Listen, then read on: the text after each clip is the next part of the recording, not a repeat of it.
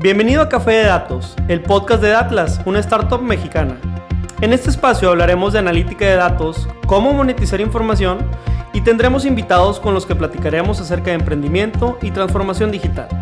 Si estás liderando, planeas liderar o participas en una estrategia de transformación digital, Café de Datos es ideal para nutrir tus conocimientos de analítica e inteligencia artificial, conocer los métodos más populares de la industria, obtener nuevas ideas y disfrutar de todas las historias que tenemos para contar. Porque los datos van mejor con café. Arrancamos. Buenas tardes, ¿qué tal? ¿Cómo está la audiencia de Café de Datos? El día de hoy venimos con un nuevo episodio más y si tú o alguna vez en tu casa has cocinado con aceite, con algún producto que por ahí, ¿verdad?, te ayude a que sepa mejor lo que haces, pues creo que te va a interesar este capítulo. César, ¿cómo estás? ¿Qué tal? ¿Qué tal? ¿Cómo están todos? No, bastante contento de estar platicando aquí con este invitadazo que tenemos por acá. Perfecto, pues el día de hoy tenemos a Juan Antonio González Cázares, que es el Head de Data y Analítica de Ragasa. ¿Cómo estás, Toño? Muy bien, Pedro. Pues muchas gracias. Muchas gracias, César, por la invitación. La verdad que ya tenía tiempo querer participar acá con ustedes y hasta que se me hizo. Encantado, Toño. Nosotros llevamos conociendo a Toño y a la empresa Ragasa desde hace casi más de 2 años y verdaderamente es una empresa que se está transformando digitalmente. Se nos hizo un caso padrísimo para venir a contar y pues bueno, tenemos una costumbre y quisiéramos romper el hielo. Toño, si te pudieras tomar un cafecito, no sé si eres más de café, té, cerveza, pero una bebida de este tipo con cualquier personaje de la historia, ¿con quién sería y qué le preguntarías? Digamos que un buen tequila no me caería nada mal. Y fíjate que es una pregunta bien interesante y se vienen a la cabeza varios personajes, pero enfocándonos en el mundo que ahorita nos atañe, que es de los datos, fíjate que una persona que con el que yo quisiera platicar es Galileo Galilei, ¿no? O sea, un matemático que ahora sí que fue como dicen, ¿no? Lo llevó el momento y el tiempo, se juntaron los astros y pues bueno, ¿no? Agarró la carrera. Y una de las cosas que yo le preguntaría a Galileo dentro de la charla sería, oye, ¿cómo no hiciste para frustrarte en la parte, digo, porque él al final del día no era que descubriera el telescopio, ¿no? Pero pues sí fue el padre de la astronomía. Entonces decir, oye, ¿cómo fue ese reto de agarrar algo y empezarlo a explorar y empezarlo a cambiar y empezar a adecuarlo y ver algo que no sabías que existía, ¿no? Ahí como que ahí lo veías, ahí estaba, pero fue como cada vez como investigar más y tener la fortaleza de no, y ahora sí discúlpenme la palabra, pero voy a caer no rajarte, o sea, es como echarte para atrás en aquellos tiempos, ¿no? De 1800, 1500 y cachito, ¿no? O sea, está cañón, con toda la gente, con todos estos cambios que hay, entonces decir, oye, y lo veo en nuestros tiempos y lo que nosotros nos dedicamos, ¿no? De decir, oye, ¿cómo yo llego con alguien a explicar algo que no sabe que existe o que lo ve ahí, que le han dicho, pero ¿cómo le hago para decirle, oye, pues está esto y que realmente me crean? ¿Cómo no perder o cómo no rajarme en ese intento? Porque la verdad, aunque se vea muy bonito todo este mundo de los datos y que está en boga y que todo el mundo quiere, es un tema difícil, es un tema no certero y a veces yo lo relaciono esto también cuando uno está chavito, ¿no? Y que a los 15 años, ¿no? Todo el mundo sabe de sexo, todo el mundo habla de sexo, pero realmente nadie sabe qué es, ¿no? Entonces, los datos es lo mismo, y que el Big Data, y que tantas cosas que hay, tantas cosas que nos mueve el mundo, ¿no? De tecnología. Entonces, yo platicaría con él y esas serían como que qué competencias necesito tener para explicar a la gente y no echarme para atrás, ¿no? Y ver hacia adelante. Oye, está muy, muy interesante, sobre todo, te cuento, yo trabajé en el Planetario Alfa, aquí para los que somos de Monterrey es un museo de astronomía y justamente, ¿no? Entablábamos mucho cómo llegas a descubrir la astronomía o eres el padre de algo sin que te llamen loco en ese intento, ¿no? Porque al final la gente, a lo mejor en su momento seguramente le dijeron brujo, hechicero, porque la ignorancia es lo que te hace hacer, ¿no? Ver algo lejos y ver algo como ahorita, ¿no? Que te dé más miedo que el beneficio en caso de datos, a lo mejor que la inteligencia artificial va a venir a reemplazar a todos. sí, no, de cierta medida, y hay que entender cómo y los para qué, pero de cierta manera me quedo pensando eso. Pero muchas gracias por compartirnos. No, No, y otra de las cosas claves también por ahí que mencionabas, Toño, que quiero rescatar es esta parte de cómo no desistir. Al final del día también a nosotros como nuevos entrantes a esta industria y todo, pues a ver, esto de no desistir se vuelve clave, ¿no? En el sentido de seguir avanzando y seguir descubriendo cosas, y supongo que al interior también, o sea, organizaciones como las de ustedes que está viviendo una verdadera transformación digital, pues mucha gente a lo mejor pues no trae el chip, a lo mejor como dices tú no lo conoce, etcétera. Entonces todo ese tipo de fricciones te empiezan a plantear como este gusanito de, híjole, pues mejor ya aquí lo dejamos, ¿no? Entonces, ¿cómo no desistir? Creo que es una de las cosas claves que igual ahorita profundizamos. Pero también un poquito, Toño, siguiendo con la narrativa de romper el hielo y también para que la audiencia te conozca un poquito mejor, cuéntanos un poco sobre tu preparación académica, tu desarrollo profesional y pues obviamente cómo llegaste al rol que hoy tienes en Ragasa, ¿no? sí, fíjate que yo estudié ingeniero en sistemas ya hace algunos ayeres, digo, ya soy de los viejos de 40 a 49. Entonces, yo estoy ingeniero en sistemas en la Universidad de Regiomontana. Me gradué y empecé mi carrera en el mundo de desarrollo. Mi expertise antes de entrar acá al mundo de datos era desarrollo la parte de web. Eso era lo que hice por muchos años, ¿no? En su momento también emprendí lo que ahorita se conoce como emprendimiento. En su momento también, en algún momento tuve alguna empresa que nos dedicamos a hacer desarrollo web en el 98. O sea, nomás para que se den una idea. Ya empecé por X o Y, terminó esa etapa en mi vida y me dediqué a trabajar. Ya después de ahí, conforme fue avanzando la vida, me fue metiendo más al mundo de los datos, que ahorita ya cuando conectas los puntos, te das cuenta, ¿no? En algún momento dado terminé mi carrera haciendo, o bueno, no terminé, sino empecé a agarrar la carrera de DBA. Entonces me empecé a especializar en el mundo de SQL Server, de empezar a ver los datos, de empezar a normalizar los datos, de ver esos sistemas, y entonces empecé a apoyar. Me recuerdo mucho, estaba en una empresa como DBA, y un amigo, él estaba en la parte de Business Intelligence, él estaba ahí como encargado de Business Intelligence, y me dice, oye, Toño, pues sabes que ocupo de tu apoyo, vamos a hacer esto, y me empezó a llamar a mí la atención en ese momento, como que esa parte de analítica, que ahorita ya la conocemos como analítica descriptiva, en aquel entonces era la inteligencia de negocios, y todo el mundo, wow, ¿no? O sea, ya me dice, y cuándo vendí, cuándo hice, y que no sé qué, entonces era un tema fuerte. Después de ahí, pues me fui avanzando, un parteaguas en mi carrera que hice, yo estudié o me certifiqué como coach ontológico. Dices, oye, ¿qué onda con esto? Pues eres ingeniero. Bueno, pues era un tema que tenía que tocar en mi camino, justamente para fortalecer la parte suave, ¿no? O sea, era mucho la parte dura, pero la parte suave, ¿qué onda? Entonces, también tomé mi certificación de coach ontológico, duró como 1 año y medio. Después de ahí estudié inteligencia emocional 2 años también. Precisamente para entender un poco y apoyar también a la gente. Y fíjate que ahorita vuelvo conectando los puntos, me doy cuenta que eso ha sido una fortaleza para precisamente el manejo del cambio, ¿no? El cómo, y ahorita lo hablaste bien, César, oye, ¿cómo vendes tú un proyecto? ¿Cómo das esas partes? ¿Cómo vendes esa parte de que sí es interesante para el negocio y que va a traer valor? Y bueno, después de ahí llego a Ragasa, y a Ragasa llego como jefe de sistemas comerciales. Llego ahí, me posiciono, empiezo a ver y empiezo a tener este expertise de la parte de comercial, entender su lenguaje, ¿no? Que era un lenguaje que me hablaban de repente y no entendía muy bien. Pues yo no, más allá de ventas, el que pues nomás vendes y punto, ¿no? Oye, pero llega una industria, y Ragasa es una empresa que al final es agroindustrial, y realmente en Ragasa se capitaliza mucho lo que es la semilla de soya. Desde que ahora sí, de estas semillitas sacamos N cantidad de productos, y hay 3 unidades grandes en Ragasa. Una es la parte de lo que nosotros llamamos la harina o la pasta de soya. El otro es el aceite industrializado, que se vende a diferentes proveedores dentro de su cadena de suministro. Y al final por lo que más la gente nos conoce es por el envasado que le llamamos, ¿no? El aceite de cocina. Entonces, llego yo y yo me meto específicamente a entender todo lo que era el envasado. Ahí yo me meto, empiezo a ver los sistemas.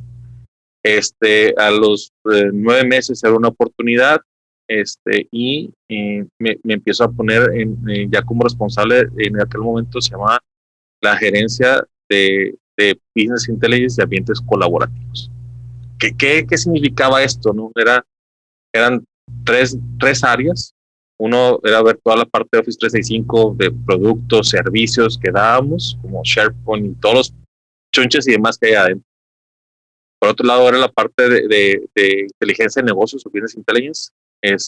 Y lo otro es, como yo venía del mundo comercial y habíamos hecho una herramienta legacy, pues me quedé con eso también. Entonces, empezamos nuestro journey, ¿no? En la parte de gerencia y pues empezar a conocer también un poquito a hacer el departamento, a ver las necesidades de nuestro cliente, a armar también todo lo que teníamos y el entendimiento que se tenía en aquel momento, lo que teníamos de tecnología. Y bueno, pues fue un andar, ver, remar contra corriente internamente, también porque de repente el área de BI la toman como el área de reportes. y es algo cierto y no cierto, ¿no? O sea, a veces te buscan nada más para, oye, quiero que me hagas el reporte tal, quiero que me hagas acá. Digo, afortunadamente con el conocimiento que tenía yo del área comercial y con lo que tenía ya de relación con mis clientes, empezamos a hacer muchas cosas muy buenas, ¿no? Y el área empezó a agarrar más fuerza, ¿no? Con esto. Después de ahí me acuerdo muy bien, un colaborador en algún momento me dice, oye, Toño, ¿sabes qué? Pues hay un lenguaje que se llama R. Y yo, ¿qué es eso? O sea, el lenguaje R, le dije, no, pues en mi vida lo había escuchado. Oye, no, es que fíjate que aquí, que acá y que bla, bla. Ok, es que viene la parte de inteligencia artificial y yo, ay, no, o sea, ¿qué es eso de inteligencia artificial? O sea, ¿cómo? Oye, pues me metí, me picó la cosquilla y dije, a ver, ¿qué es esto? ¿No? Me empecé a ver y luego de repente platicando con él, no, pues el lenguaje R, ¿qué es esto? Y me empecé a ver y a ver y a ver y a ver. Y luego de repente empecé a buscar cursos, diplomado, y agarré un diplomado. Y vamos a ver un diplomado de científico de datos. Pues metí el diplomado, no entendí nada. En 9 meses no entendí nada. Me hablaban de fórmulas matemáticas, de no sé qué cosas, de estadística, dije, güey, no, o sea, tengo que regresar a la prepa o a la facultad para entender un poquito esto. Y luego hablaban cosas y pues, los chavos muy preparados ya eran doctores. Entonces de repente había cosas que te explicaban muy de fórmulas matemáticas y no, o sea, no me daba la capacidad, soy honesto. Pero me sirvió mucho para entender un poco el contexto de qué era esto y decir, oye, ¿hacia dónde vamos y qué tenemos que hacer? Y después de ahí empecé a ver y luego de repente surgió Python, ¿no? En esa parte de empezar a ver esa parte de R, de bla, Python.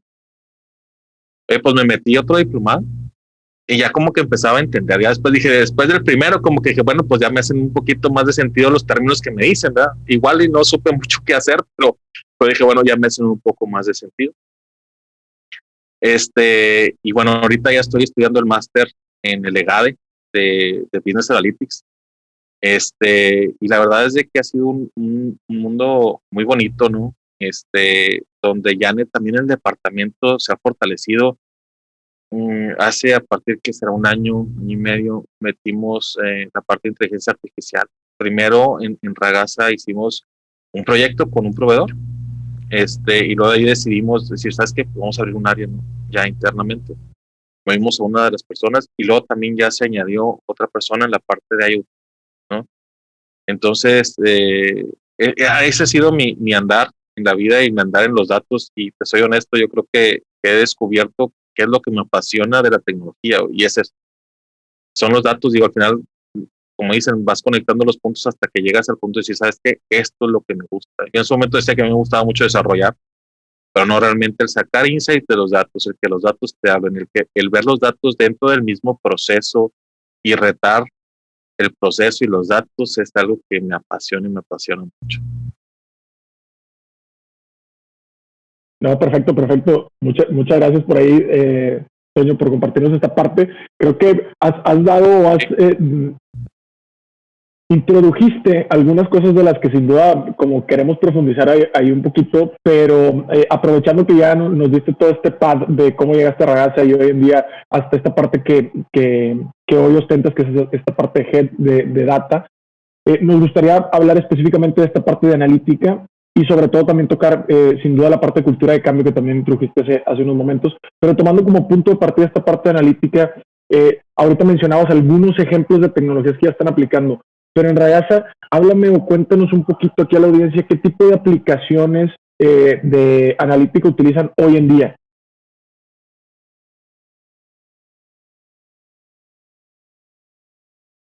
Sí, claro que sí, César. Mira, nosotros empezamos primero a hacer, y el primer caso que fue una predicción de un proceso industrial, ¿no? Con ciertas variables de entrada que al final iba yo a tener. Y el negocio lo que hace ahorita es decir, oye, ¿sabes qué? Yo quiero obtener estas características del producto, ¿ok? Bueno, que tienes que medir en el proceso para que te dé al final esto. Y entonces el modelo lo que te da son recomendaciones de qué ajustar y qué mover, ahora sí que en el proceso y las variables del proceso en tiempo real, para que tengas al final esa salida. Fue el primero que hicimos. La verdad que me gustó mucho porque superó las expectativas. Fue algo muy específico, de un alcance muy bueno, y yo creo que si en algún momento dado quieren empezar, a nosotros nos resultó. O sea, en decir, oye, a ver, dame un proceso que esté maduro, un proceso que tenga los datos suficientes para poder sacar el provecho necesario, ¿no? Porque a veces queremos mandar un burro a la luna y no tenemos ni los recursos, ni los datos, ni el dinero, ni nada, güey. Entonces, es como que, oye, ¿sabes qué? Aquí en este proceso tengo la gente experta, tengo la gente del negocio que conoce, tengo la data suficiente. Pero ya cuando te vas metiendo, ya sabes tú cuánta data necesitas, cuánto tiempo necesitas y de qué calidad la necesitas, algo que hemos aprendido. Y para poderle dar el clavo, y la verdad es que fue una inversión muy interesante, ¿no? A nosotros. Ese fue el primero. Ya después de ahí nos metimos mucho a la parte industrial. Y ahorita ya también estamos saltando a la parte ya comercial, donde tenemos una unidad de negocio, donde ya vamos a ver por ahí el cómo recomendar qué tipo de clientes, ¿no? Con variables geoestadísticas, que es lo que ustedes se dedican, ¿no? Con apoyo acá de ustedes, ¿no? De cómo esas variables, de cómo en un punto estar y qué es lo que hace, qué características hacen que ese punto se comporte de cierta manera, en este caso en la venta del aceite, y qué potencial. Entonces, ya también por medio de esto y con la historia que tenemos, pues podemos llegar a eso, ¿no? Y estadísticamente ver cómo se refleja y con esto decirle, oye, pues este territorio vale tanto. Entonces, ese es otro que tenemos. También estamos haciendo ya reconocimiento de imagen, donde la gente que va a campo, estamos haciendo ahí un pilotito para tomar fotografías y empezar a ver cómo es que funciona este reconocimiento de patrones. Y estamos también haciendo lo que es, vamos a después, ya en el roadmap que tenemos, pues empezamos a meter la predictibilidad, ¿no? En la parte de mantenimiento, queremos meternos ahí en la parte de mantenimiento predictivo, que es algo que yo creo que ya estamos haciendo todas las conexiones ahí en planta. Claro. Y sistemas también de recomendación. Ya vamos a ver, sobre todo en de decir, oye, a este cliente, ¿qué le debo de vender y cuándo le debo de vender? ¿No? Que es algo también súper interesante, sobre todo para mejorar nuestro costo de servir, ¿no? Donde ya sé si esa visita va a comprar o no va a comprar, qué me va a comprar, qué mix debo de vender, ¿no? También por ahí tenemos otro caso de recomendación de precios. Es decir, oye, esta zona, pues sí te afecta más el precio, te afecta más el precio, la elasticidad y algunas otras cosas que ya la gente de allá de mercadotecnia y demás son más expertos, pero al final del día eso es lo que estamos haciendo. Digamos que tenemos una diversidad y variedad de algoritmos que hemos utilizado desde una regresión lineal o regresión logística. La confiable, la más confiable de todas. Es correcto, hasta ya redes neuronales, ¿no? O sea, entonces sí hemos entrado, y la verdad es que estoy muy orgulloso del team porque en un año hemos hecho muchas cosas. O sea, nos hemos metido mucho y hemos estudiado mucho y hemos aprendido bastante. Yo creo que la vez pasada estábamos presentando un caso internamente al equipo de la dirección. Y le decía, no quiero que presentes lo bonito, quiero que presentes el cómo fallamos, para que la gente entienda cómo es esto. generalmente vienes y, ay, no, sí, mira, yo ahorré tanto, y no, pero ¿cuáles fueron tus tropiezos para que la gente aprenda? Le digo, que eso es lo interesante. Y veíamos que uno de los principales tropiezos que tuvimos fue confiar en los datos. O sea, ¿y a qué me refiero confiar en los datos? O sea, ya cuando estás en este mundo, sí, te agarras un set de datos y te cuentan una historia, ¿no? Pero esta historia al final del día la tienes que rebotar con el negocio, ¿sí? ¿Para qué? Para validarla, porque hay un juicio experto. Entonces, no tuvimos esa precaución y nos fuimos, como dice, ahora sí que by the book. Tú haces esto, limpia tus datos, encuentra tus patrones, bla, bla, bla, bla. Y cuando dimos el resultado, pues no era. Óytelas, ¿no? Entonces, fue como ver, entendimos que tenemos que regresar a revisar el proceso, verificar ese proceso, ir de la mano con el proceso y retar los datos. Decir, oye, pues a ver, tú me dices que produces tanto, pero ¿cómo me dices que produces tanto si yo aquí veo que nomás sale tanto? O sea, me dices, oye, yo produzco 10, pues espérame, pues todavía dice 5. Ah, mira, es que lo que pasa es que bla, bla, bla, y por eso, ok, por eso no te lo dicen los datos. Entonces, una de las cosas que hemos ya digo, como lección aprendida es cualquier cosa que veamos, nos metemos al proceso y retamos los datos con el proceso, ¿sí? Otra de las cosas es en este mundo de decir, oye, ¿y qué algoritmo selecciona? Hijo, es como que la pregunta de los 64,000. Oye, ¿cómo le hago para seleccionar un algoritmo? Pues sí, hay algunos métodos que te dicen, hay algunas formas, y al final es el que te da un mejor accuracy junto con el negocio. De decir, oye, mira, pues es que tengo este modelo y me da esto, pero fíjate aquí. Ahora, esto no significa que esté hecho en piedra, ¿no? O sea, que no cambie con el tiempo, que es otra cosa que veíamos nosotros. Tenemos ahí artefactos que nos están monitoreando la salud de los mismos algoritmos. Y cada cierto tiempo pues hay que hacer los ajustes. Y te platico otro caso que nos pasó también. Nuestro primer algoritmo estaba funcionando muy bien. Y de repente vino un quiebre muy interesante por la materia prima y dejó de funcionar el algoritmo. Y estoy, ¿cómo? O sí, simplemente, ¿por qué? Porque esos datos estaban metidos en el set de datos que tenías y en la historia. O sea, fue un quiebre tan grande que el modelo no supo qué hacer. Entonces fue, oye, bueno, pues hay que entrar, recalibrar y dividir el modelo en dos para tomar, porque si era una diferencia muy grande, ¿no?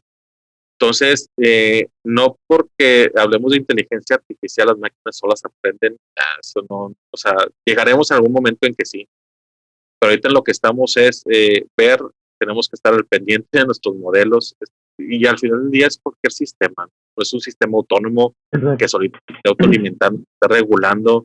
Pudiese ser que sí, pero cuando hay quiebres tan grandes, no hay contra qué, ¿verdad? Oye, Toño, y no, hombre, nos acabas de dar bastante hilo de dónde tejer. Ahora, la gente piensa ya que la inteligencia artificial, ¿verdad?, nos va a dar autónomo y todo solo, pero déjame limpio los datos, hombre, ya con eso me entretengo unas 2 semanas, a veces decimos de broma. Me parece bien interesante los casos que tuviste la apertura de compartirnos y te lo agradecemos. Luego se nota que estamos hablando con una mente de ingeniero, porque muchas veces en este programa tenemos gente que viene de otros pasados, más que nada de negocios, de otro tipo de backgrounds como psicología, sociología, y creo que en esta ocasión sacaste a relucir el tema de la ingeniería. También me gusta mucho cómo mencionas el tema del trabajo en equipo. Platíquenos así en breve, si puedes, un poco el perfil de tu equipo. Creo que, digo, sin duda traemos una agenda de preguntas, pero ya que lo sacaste a colación, es una de las preguntas que más nos hacen, porque la gente no sabe si empezar por el analista, por el científico, que por esto, o todos hacen de todo al principio. ¿Cómo? Mira, fíjate que, te digo, en un inicio, pues yo tenía el departamento de inteligencia de negocio, ¿no? El departamento de BI, pero pues ellos no tenían las competencias para ser los científicos de datos, ¿no? Y el científico de datos, si lo ves así, el perfil es aquel que analiza de forma un poquito más allá, estadística, más con ciertos métodos matemáticos, la información, no tenía esas competencias. Entonces me dediqué a traer una persona. De hecho, me traje un matemático dentro del equipo de profesión como tal, que tiene su maestría enfocada en la parte de inteligencia artificial. Y fue bien curioso porque también el perfil de repente de científico de datos, al final del día hay competencias, y yo lo veo así, hay competencias técnicas de desarrollo que no se tienen, ¿no? Y yo creo que es algo que ahora que he estado en varios cursos y diplomados he visto en los cursos que he tomado. Ahora digo, con la apertura de Python y demás, tú te puedes tomar un curso en Udemy y saber, ¿no? De, oye, limpieza de datos, de ver cómo hago esto, cómo hago lo otro, y al final tú puedes entregar un algoritmo y un algoritmo muy bien, ¿no? Que te una accuracy súper bien para el negocio. Pero luego cuando dices, bueno, ponme una producción, ¿y qué hago?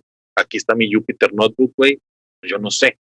Y listo, ¿no? O sea, hasta aquí es y bye. Y la competencia técnica y la arquitectura de sistemas y la arquitectura desde que el dato va a estar hasta que se sube el modelo en la nube, güey, ¿quién? ¿No?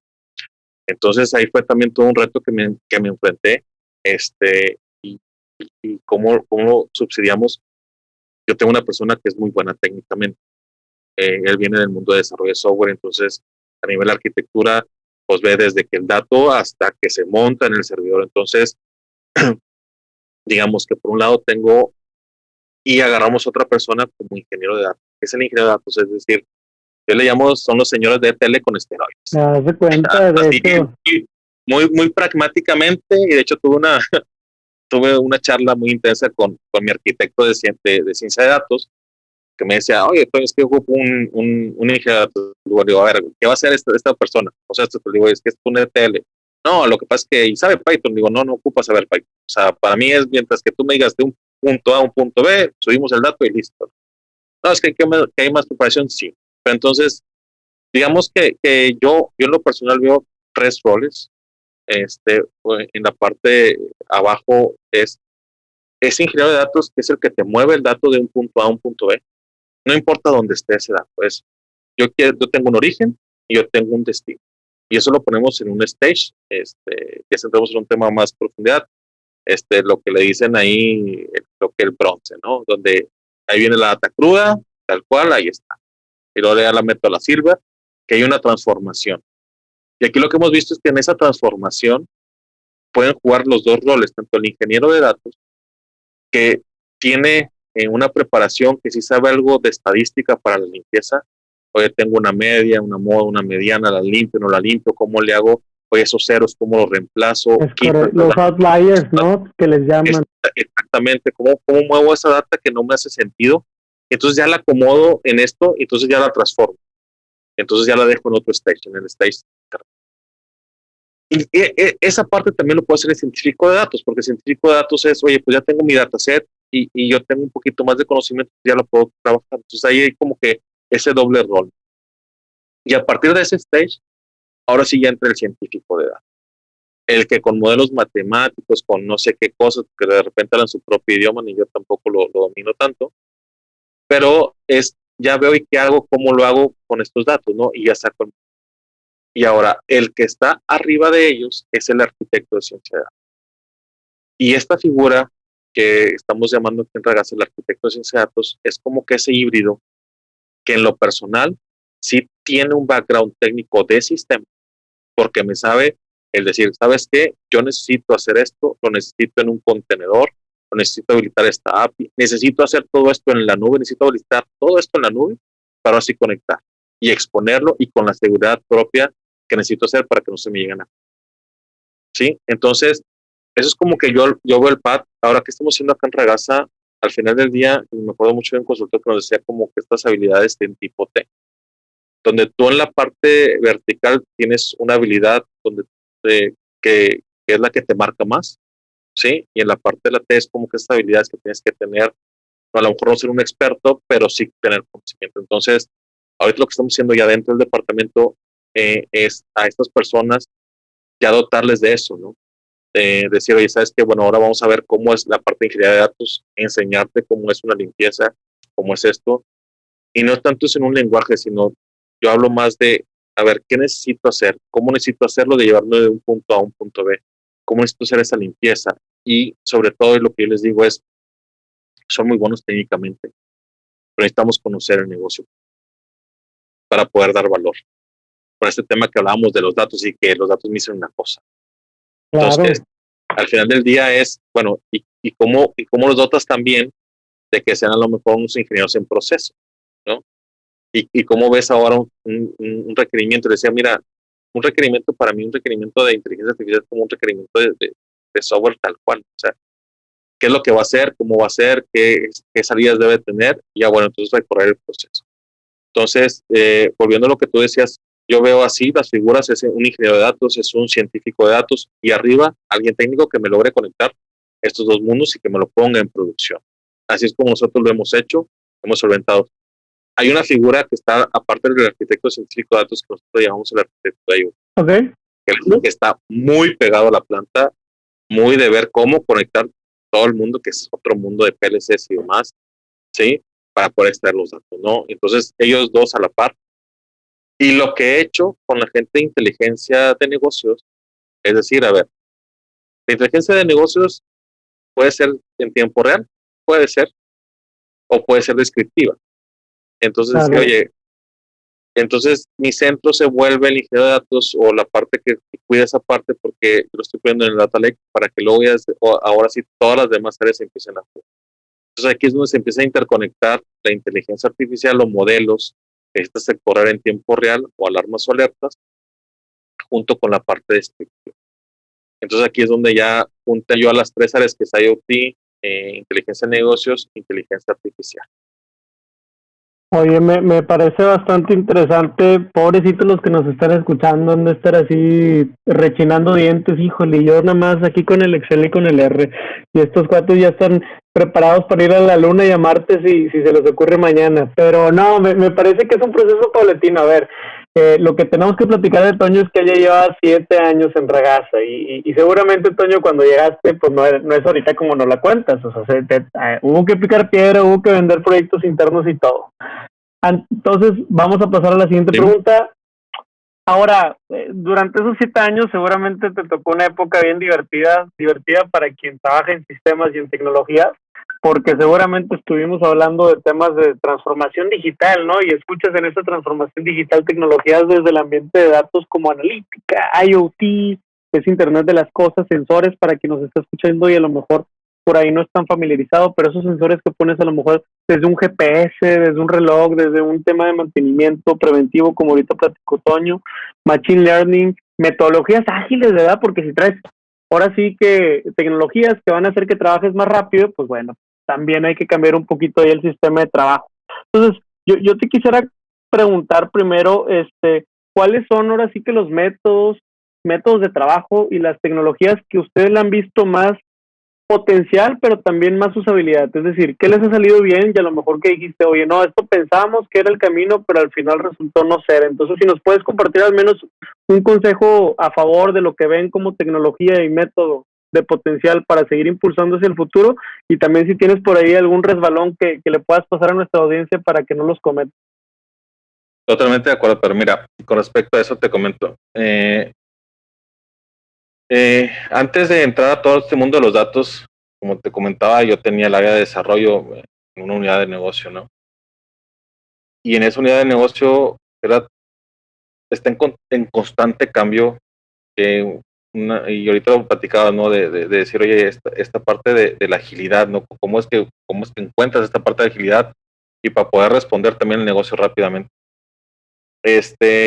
Nosotros empezamos a explorar Agile antes de incorporar Agile en la organización como tal, de manera institucional, ¿no? Sobre todo por esto. Y empezamos a agarrar músculo y después ya sí se institucionalizó la parte de Scrum y ahorita ya en el team que yo tengo con los muchachos, estoy ya en el roadmap que tengo es que para este año, yo creo para septiembre, octubre, ya todo mi team esté montado sobre DevOps, ¿no? Es una evolución completamente y ya cuando dices, oye, pues ya estás en DevOps, o sea, primero empecé con operación tradicional de proyectos, que es la parte de PM, tal cual, mi cascadita, análisis, diseño, y luego de ahí empezamos a incorporar la parte de agilidad, donde no a manera formal, pero sí teníamos estas reuniones, o sea, bueno, para hacer un poquito más las ceremonias, ¿no? Con el usuario y ver y platicar con él cada 2 semanas y tener un registro de actividades de lo que venía a futuro que se llama backlog y decir, oye, bueno, ¿y qué va a venir el futuro? Y yo sí, sabes que dame la priorización. Y eso nos ayudó mucho a agarrar músculo, ¿no? Cuando entramos en el mundo de inteligencia artificial, y que fue con el primer proveedor, bueno, pues ellos venían desde el mundo de ágil, ¿no? Igual, ¿no? Decir, ¿sabes qué? Vamos a hacerlo bajo metodología Scrum, esa agilidad, donde vamos a tener entregables cada 2 semanas, donde nos vamos a juntar mucho con el usuario. Y una de las partes bien importantes aquí, cuando uno habla de agilidad, dice, oye, pues qué padre, ¿no? Cada 2 semanas nos vas a entregar algo, y que el regalito, y que la funcionalidad. Sí, sí, muy padre, ¿no? Pero una de las cosas que nos topamos fue, bueno, ¿y cuánto voy a tener al usuario aquí? O en este caso, que le dicen el product owner, ¿no? Es decir, ese dueño por parte del negocio, pues, necesito tiempo completo. Y entonces ahí es donde se quiebra un poquito la forma de trabajar de agilidad, ¿no? Porque ellos aparte pues tienen su trabajo. Entonces nos dimos cuenta de, bueno, ¿y qué hacemos, no? Y luego de ahí, ese fue como que el decir, oye, ¿cómo solventamos el que no tenga suficiente tiempo el usuario?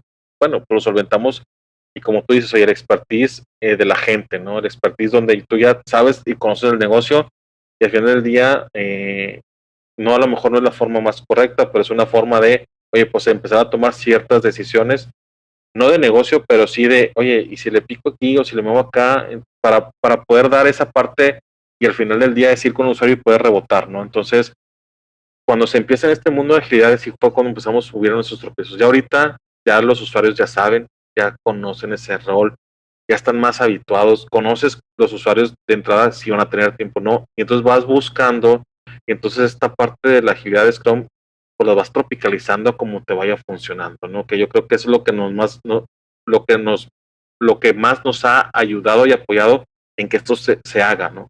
En tropicalizar y no decir, oye, pues el Scrum te dice que son 2 semanas y que tienes que tener, no, o sea, es, a ver, ¿funciona esto? Sí, lo tropicalizo a lo que es mi empresa y lo hacemos. Eso yo creo que lo que más nos ha ayudado. Ahorita decías en la parte de tecnologías, una de las cosas que hemos hecho nosotros es, oye, pues primero nos sentamos y decir, oye, ¿dónde un repositorio, no de código? Oye, ¿dónde guardo mi código? O sea, Claro. pues el científico de datos lo tiene en su Jupyter Notebook, ahí en su máquina, y sí, el día de mañana ya no está, ¿qué hace, no? Entonces es, bueno, primero que nada, pues bueno, ¿a dónde nos vamos a ir? Después de estar haciendo evaluaciones, primero, oye, pues que si tal marca, que si tal otra, que si aquí, que si allá, y al final nosotros, por conveniencia también de la organización, y tenemos un buen convenio con Microsoft, pues nos fuimos a la parte de Azure DevOps, ¿no? Y ahí es donde empezamos a ver todo esto, y de conectarnos y decir, bueno, ahora sí ya los proyectos están allá. Y entonces la parte de lo que es la analítica, ya todo lo lleva en Scrum, ya todo tenemos tareas, todas las tareas ya están ahora sí relacionadas con un ticket, y ese ticket ya tiene el branch y demás, que con el cual se libera, y tenemos ya todo un tracking, ¿no? Que eso la gente no lo ve. La gente al final nomás ve, pues me entregaste el algoritmo y qué bonito. Si ¿no? le pico y jala, decir, si no jala, que no le importa, sí, ¿verdad?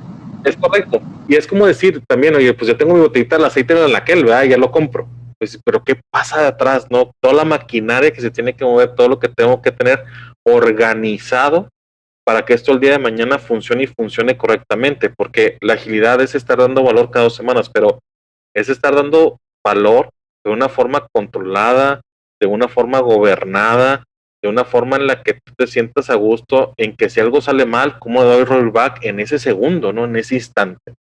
Entonces, por ahí fue que nos metimos a todo el mundo de DevOps, y bueno, ahorita ya hay tendencias de que si el DataOps, que si el MLOps, que si no sé qué, por el tema de Machine Learning y que es de operación. Al final del día es entregar valor rápido y de una forma ordenada, ¿no? Con todo lo que hay. ¿Qué es lo que estamos haciendo nosotros? Nosotros nos estamos yendo mucho por la parte de Python. La verdad que Python se nos hace un lenguaje de forma que es muy pragmático, no necesitas como que entenderlo tanto, es muy natural de leerlo, es muy natural de explicárselo a alguien más. Y lo que sí también nosotros dijimos es, a ver, ya tuvimos una experiencia con un proveedor, el proveedor nos entregó él en un servicio en AWS, dijimos, bueno, ¿sabes qué? Si vamos a entrarle, ¿cómo le entramos? Entonces nos sentamos para entender y decir, bueno, ¿qué quiero? ¿Y cómo lo quiero? ¿En dónde lo quiero? ¿En qué nube? Y al final dijimos, oye, ¿sabes qué? Bueno, sí, pero queremos estos estándares de código, que es lo que la gente no ve. O sea, tú ves el algoritmo que está funcionando y te recomienda, pero atrás yo necesito tener algo que me garantice que el día de mañana, ya sea ese desarrollador o otro desarrollador que le meta mano, le sepa meter. Entonces nos sentamos y empezamos a ver sobre qué estándar de código nos íbamos a ir, ¿no? Adoptamos una de la comunidad, es más, es nos adoptamos el código el estándar código de Python natural que trae ahí de la comunidad. Dijimos, este va a ser nuestro estándar código. Te platico algo bien interesante. Fíjate que en el momento que estaba yo queriendo incorporar talento y revisando esto, venían científicos de datos, ¿no? Que no eran propiamente ingenieros en sistemas. Y una de las preguntas que yo tengo es, ¿cuál era tu estándar de código? Y no sabían. No, pues es el que yo tengo. A ver, ¿cómo que es el que tú tienes? Sí, pues es el que yo hago. Oye, pero ¿cómo codificas? No, pues así. Ok, pues muy bien. Digo, bueno, te informo que hay un estándar que se llama así, que no sé qué, y bla, bla, bla, bla. Y por eso te digo que de repente yo veo y de repente tengo como que estos debates con la comunidad, con científicos de datos. Digo, está bien, eres muy bueno y sabes. Digo, pero no lo podemos poner en productivo así. Entonces sí es como que yo invitaría a la gente investiguen un poquito más de cómo hacer esos estándares a nivel internacional, de cómo es que se hace esto, para cuando lleguen a una organización sepan, ¿no? Cuál es todo el proceso, no nomás es hacer el algoritmo y tenerlo en tu Jupyter Notebook, ¿no? Entonces, también esta parte de estandarización de código. Nos hemos estado metiendo mucho con los productos de Microsoft. Claro. De ahí arriba. Y ese es el estándar que hemos hecho, ¿no? De estar viendo, de decir, oye, pues está en AWS, está aquí o está acá, y al final, te digo, uno fue por parte de estrategia corporativa, de, oye, pues ya tenemos aquí y da buen resultado y es muy bueno los productos que tienen, bueno, por ahí es el mismo path. Lo que sí hemos hecho es cuidando el no instalarnos en productos propietarios, le llamamos así, o productos de marca propia, sino es decir, ver en el estándar de industria, el estándar abierto que hay y montarnos sobre eso. ¿Para qué? Para que el día de mañana, porque uno nunca sabe, la estrategia, oye, pues para mí es bien fácil que agarro mi código y lo monto en otro lado. Porque ya cuando me empiezo a meter con marcas propietarias o con cosas propietarias, puede ser que el día de mañana ya no sea tan fácil el mover, ¿no? O una emergencia, una urgencia que tenga, híjole, ¿cómo lo hago? Pues si ya lo hice en esta característica que nomás trae esta nube. Entonces una de las cosas que le he dicho a mi team es, a ver, si vamos a hacer algo, evaluemos si eso que vamos a hacer se puede desplegar en algunas otras nubes que tenemos. Y si es así, ese sería el caminito, porque ya es un estándar, ahora sí que a nivel comunidad, y entonces ya va a ser más fácil que en el tiempo nos podamos mover si hay una emergencia o una urgencia, ¿no? Pensando en esta parte del futuro. Son excelentes prácticas. Nada más las voy a enumerar para la gente que nos está escuchando y no se Claro. nos pierda. Toño nos vino a platicar de un sistema de proyectos, gestión de proyectos, y no avanzar de la manera PMI tradicional, que a lo mejor puede ser un poco lenta para este caso, y tratar de montarnos a los sistemas ágiles, que ya nos contó un poquito la historia. También platicar un poco de el estándar de códigos, ¿verdad? Y justamente cómo ese estándar es importante y pedir versatilidad al equipo y agilidad sobre las decisiones de desarrollo. Entonces, creo que son bastante interesantes. Le paso ahora sí a César para... Sí, justamente, mi estimado Toño, digo, yo sé que ya estamos como entrando a como bloque de cierre, pero tenemos una comunidad bien diversa que justamente pues me toca muchas veces incluso aprovechar perfiles como el tuyo que tienen tanto esta parte técnica como esta parte soft que platicabas o esta parte comercial muy bien desarrollada. Y justamente una de las cosas que la comunidad nos está pidiendo mucho en términos de contenido este año específicamente es, oye, ¿de qué manera me vuelvo yo bueno en el tema de vender internamente el proyecto? O sea, antes era si tenía o no tenía proyectos de analítica, ¿no? O si tenía o no tenía toda esta parte de transformación digital. Pero ahora se está volviendo, oye, ¿de qué manera levanto yo la mano para que mi proyecto de analítica sea el proyecto que se lleva a cabo? Entonces, ahorita tú lo mencionabas, oye, todo lo que hicieron en un año. Me imagino que eso fue lo que sí hicieron, más todas las ideas que había. Entonces, en este sentido, Toño, la pregunta muy puntual, si le puedes compartir a la audiencia, tú que has tenido oportunidad de pitchar, ¿no?, de manera interna estos nuevos proyectos, ¿cómo ganas aliados? ¿Cómo ganas sponsorship? ¿Cómo ganas embajadores? ¿Cómo le haces precisamente para que internamente a nivel de organización pues se mueva todo esto que se tiene que mover para que se den estos proyectos? Mira, es una pregunta bien interesante. Una de las cosas que yo he hecho es primero las relaciones. ¿Con qué gente te sientes con más confianza para poder llegar y platicar? Y que esté abierto a tecnologías nuevas y que esté dispuesto también a fallar rápido. Es decir, ok, fallamos rápido, aprendimos.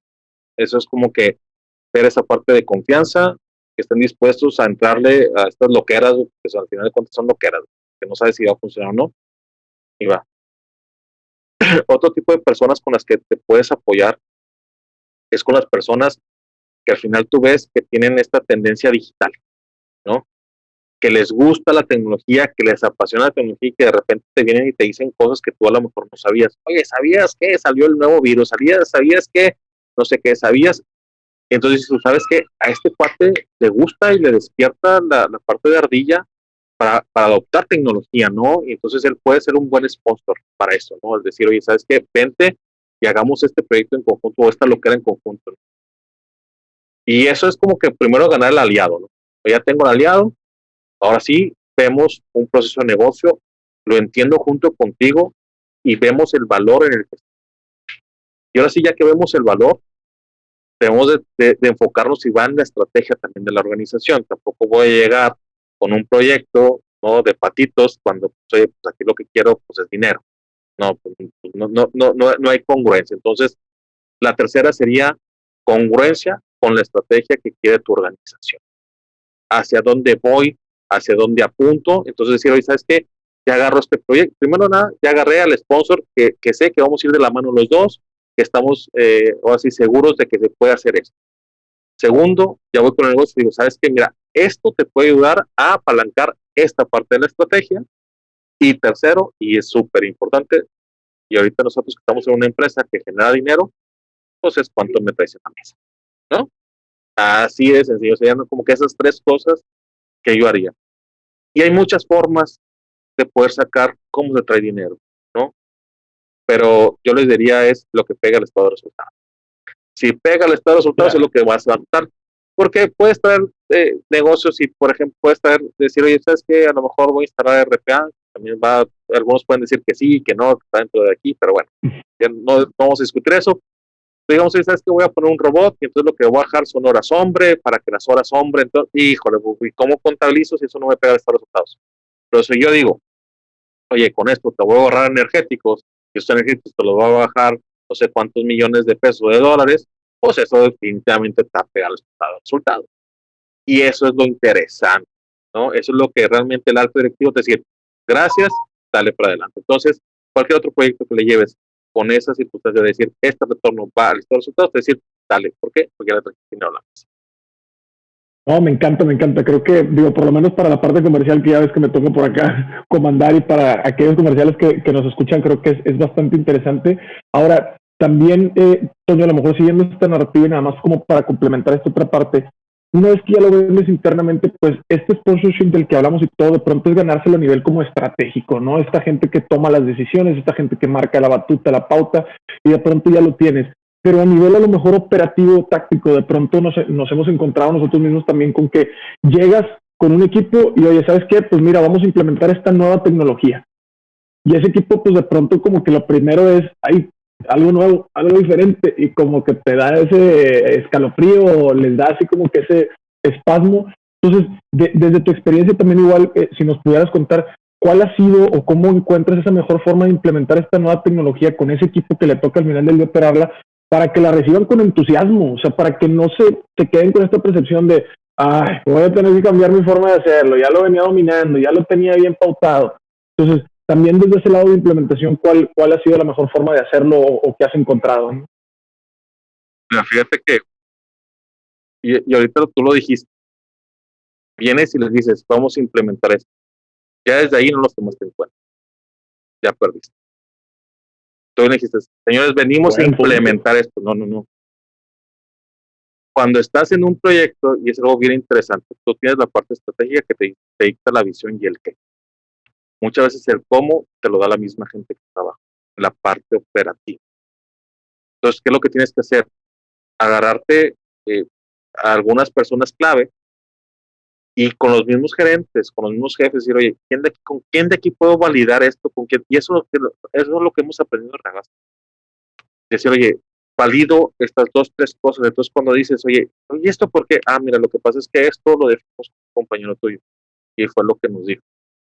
Oye, ¿sabes? No, es que, mira, lo que pasa es que esto se toma en cuenta. Es que, ¿por qué a mí no tomamos en cuenta? Dile, pues es que no podemos tomar en cuenta tampoco, porque si no, imagínate cuánto nos tardaríamos el tiempo, pero lo que sí hicimos fue tomar en cuenta algunos de tus compañeros. Entonces, si tú tienes cosas para enriquecer, claro que sí, es un producto vivo, qué bueno que me das este retro, entonces tomar en cuenta a la gente. La gente generalmente tiene esta frustración, como tú bien dices, de, oye, no, porque no se tomó en cuenta, no lo tomaron en cuenta. A veces la gente no tiene esta madurez, yo la llamo madurez de humildad. Madurez en el sentido de que, oye, pues ok, tú me vienes y me dices, aquí está. Y humildad de decir, tú sabes el por qué lo estás haciendo, o el negocio sabe para qué lo está haciendo. Si no me tomaron en cuenta, fue por alguna razón. Ellos traen una estrategia, pero al final de cuentas no tienes esta madurez de humildad en todas las personas. Entonces, ¿cómo la resuelves? Tomando en cuenta a ciertas personas, involucrándoles en decir, oye, ¿sabes qué? Vamos a hacer este kickoff, vamos a ver, y es parte de la misma gestión del cambio, ¿no? Que se da día a día. Puede ser una gestión del cambio 1 a 1, puede ser una gestión del cambio muy grande, dependiendo del tipo de proyecto, ¿no? Pero yo lo que diría es involucrar a las personas en los beneficios que va a obtener. Y sí es cierto, se nos pasó en el primer proyecto nos pasó, donde no utilizaban la gente operativa, pero era porque no se les había tomado en cuenta. Y aprendimos de eso, y si sabes que tenemos que tomarlos en cuenta, o sea, no hay de otra. O sea, ¿por qué? Porque como tú bien lo dijiste, al final del día, ellos son los que operan, ellos son los que lo utilizan, ellos son los que van a dar el resultado de esa estrategia que se vislumbró en algún lado y en algunas personas. Pero ellos son los que están ejecutándolo. Entonces, si no haces un sistema amigable, y fíjate que otra de las cosas que ahorita reflexiono fue esa parte, ¿no? Anteriormente no teníamos una persona de UI UX y ya incluimos en el equipo una persona de UI UX. Tuvimos que meterlo, o sea, porque era tan impresionante y un caso muy rápido. Llegado y nos dijo, hey, ¿quién va a utilizar el sistema? Pues son estas personas, deja de entrevistarlas. Y por resultó que teníamos que tener una interfaz de cierto tamaño porque eran unas personas adultas, ya mayores, que decían, oye, pues para yo poder ver los números, pues bueno, seas cacho, cabrón, y pues pónmelo de cierto tamaño en lo que yo lo pueda distinguir. Entonces, cositas tan sencillas así hacen que el mejor algoritmo se rompa y se quiebra y no se utilice. Tan sencillo que, pues es que no lo veo, no, ¿para qué lo ocupo? Entonces, sí es importante también incluir ese tipo de errores que a veces decíamos, pues que sí son importantes. Y es precisamente para eso, para que la gente se sienta a gusto con una herramienta. No, me parece muy bueno porque sobre todo también, como decías tú, se sienten parte del proceso en el sentido de yo lo construí, a pesar de que a lo mejor no son ellos tal cual los que lo programaron, pero ese sentido de pertenencia del proyecto creo que es bastante positivo. Digo, nosotros lo hemos vivido también al interior y creo que es bastante diferente la percepción que tiene al momento de decir, yo puse mi granito de arena, ¿no? Aunque mi granito de arena ha sido parte de un castillote o yo puse toda una columna del castillo, pero al final del día pues es un sentido como de pertenencia. Me parece muy interesante y muchas gracias por ahí, Toño, por el apunte. No, al contrario, muchas gracias. Toño, ya estamos ahora sí que llegando a los últimos minutos de nuestro capítulo. Me gustaría nada más hacer un breve recapitulación de todo lo que hemos platicado. Para quien nos está sintonizando, estamos platicando con Antonio González Cázares, Head de Data y Analítica de Ragazza. Antonio es un ingeniero y como tal nos ha dado muestra de ello, nos ha hablado con metodología, con sistema, con forma. También nos ha platicado mucho sobre la experiencia de las habilidades suaves, la experiencia de hacer equipo y la experiencia de los métodos ágiles que son necesarios para hoy poder generar e impulsar una transformación digital en una empresa como lo es Ragazza, que Ragazza se dedica, entre otras cosas, a la industria agroindustrial, pero particularmente los conocemos bastante bien por todos los productos envasados, por ejemplo, estos aceites, ¿verdad?, que usamos mucho para cocinar y que verdaderamente son mucho más saludables que la manteca que se usaba hace muchísimos años, ¿no? Entonces, quiero que también valoremos un poco que Toño nos ha dicho desde cómo armar equipos de analítica, también nos ha platicado un poquito cómo impulsar una venta interna, cómo centrarnos en el usuario y sobre todo nos ha ido contando como si fuera un episodio tras episodio, pues cómo poder ir ensamblando un equipo para que pueda ser sostenible, ¿no? Y no solamente pensar en el reto que el analista o la analista tiene enfrente en ese momento, sino cómo hacerlo sostenible durante cierto periodo de tiempo. Entonces, pues ahora sí que finalmente, Toño, nos queda ir cerrando el capítulo y primero que nada quisiera preguntarte si la gente puede conectar contigo, si nos puedes pasar a lo mejor tu LinkedIn y en una de esas que a lo mejor si tú publicas una vacante de Ragazza o así, pues estén detrás y puedan conectar contigo de esa manera. No sé si Sí, por claro que sí. Me pueden encontrar como Juan Antonio González Cáceres ahí en LinkedIn. No creo que hayamos muchos. Entonces, ahí no. pueden conectar conmigo sin ningún problema. Y son bienvenidos cualquier comentario, cualquier aporte que quieran en la comunidad. Pues estamos abiertos, ¿no? Al final del día, yo creo que algo que enriquece mucho este tema es el aportar, ¿no?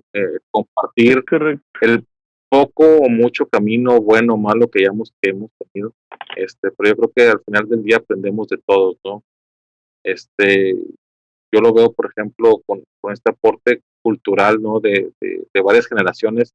Y te digo porque pues yo tengo chavos muy jóvenes, tengo chavos también que son mayores que yo, y al final se enriquece mucho con las experiencias pasadas, con las experiencias nuevas, las formas de trabajar nuevas, que al final del día lo que hemos visto y algo que mucho dicen nuestros directores, la transformación digital se ha hecho desde hace mucho, porque al final de cuentas es digitalización de procesos, ¿no? Digitalización de sistemas, solo que hoy en día lo estamos haciendo con tecnología disruptiva.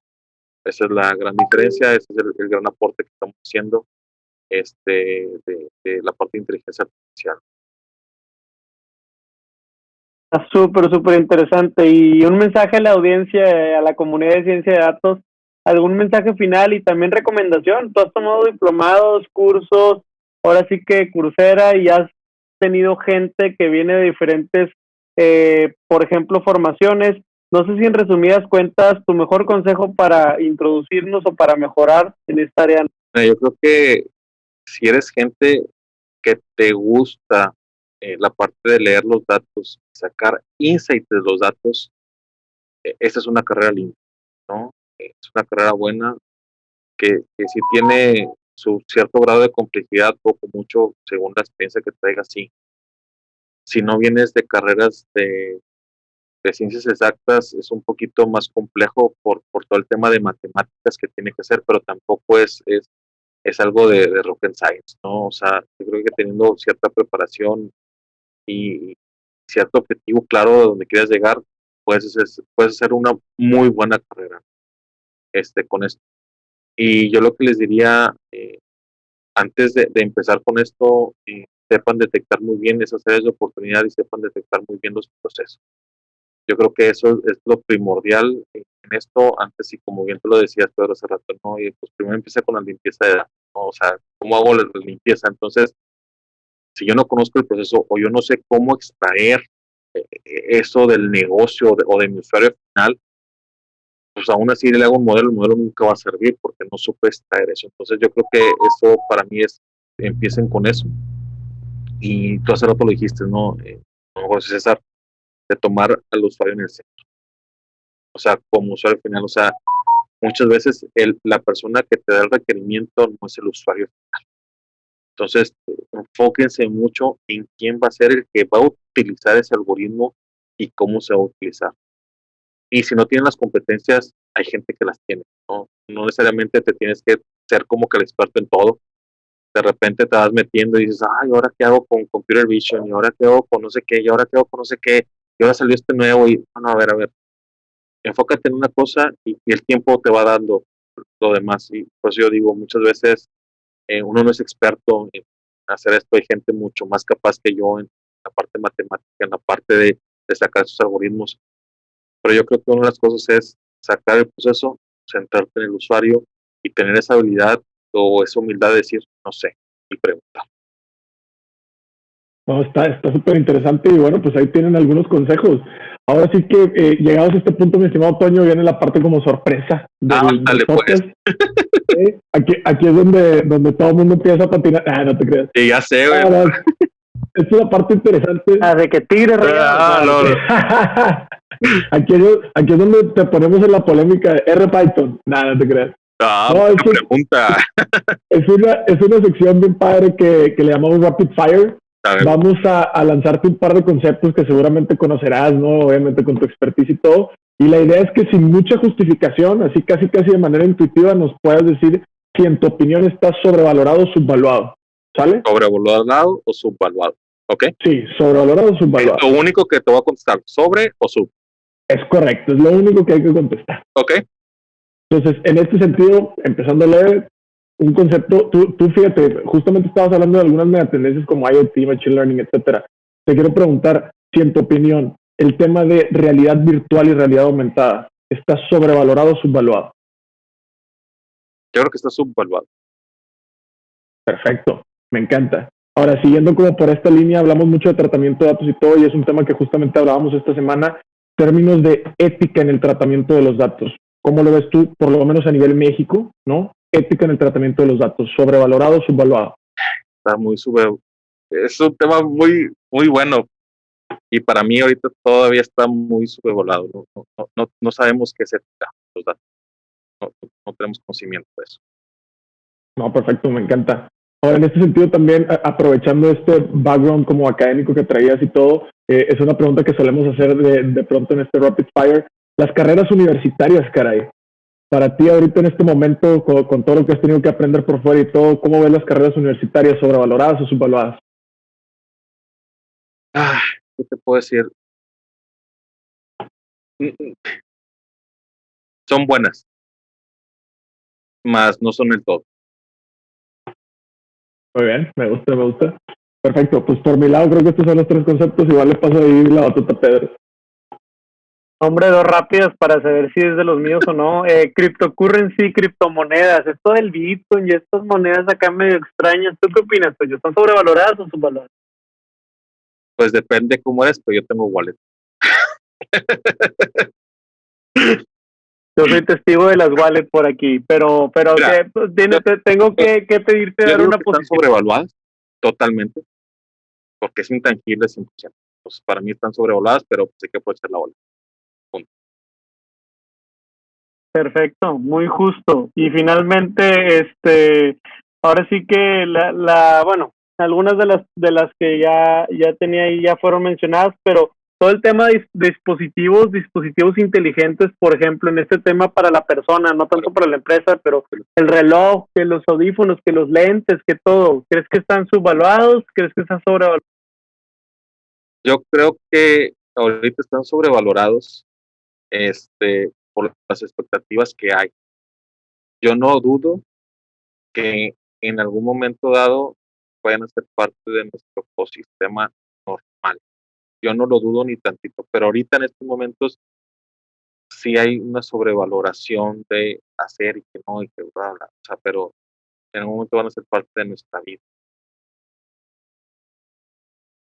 Perfecto, pues muchas gracias. Yo creo que con eso ya estamos listos para despedirnos. Muchísimas gracias por participar con nosotros y por ceder un poco de tu agenda. Sabemos que estás bien. No, hombre, muchas gracias por la invitación y cualquier cosa estamos abiertos. Me gustó mucho platicar con ustedes, la verdad, que me pasó súper rapidísimo la hora, súper rápido. No, y hay bastantes temas que todavía podemos seguir tocando en ahí más episodios, pero no, muchas gracias, Toño, y muchas gracias a toda la audiencia que nos estuvo escuchando. Este fue otro episodio de su podcast favorito de analíticas, Café de Datos, porque ya saben que los datos van mejor con café. Gracias.